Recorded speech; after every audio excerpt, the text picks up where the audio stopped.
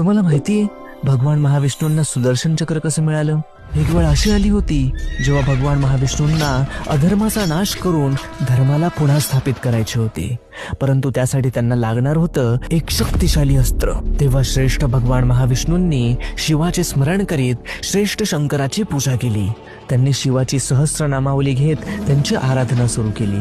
भगवान महाविष्णूंनी शिवाची 1000 नावे घेत प्रत्येक नावाबरोबर त्यांनी एक कमळाचं फूल अर्पण करण्यास प्रारंभ केला. तेव्हा देवादिदेव महादेवांनी भगवान महाविष्णूंची परीक्षा घेण्याकरता त्या 1000 कमळांपैकी एक कमळाचं फूल लपवलं. आता भगवान महाविष्णू काय करणार? पूजेसाठी एक कमळाचं फूल कमी पडत होतं. तेव्हा भगवान महाविष्णूंनी आपलं एक नेत्र भगवान शिवांना समर्पित केलं. आता कमळाच्या फुलाच्या ऐवजी नेत्र, कारण भगवान महाविष्णू हे कमळनयन म्हणून देखील ओळखले जातात.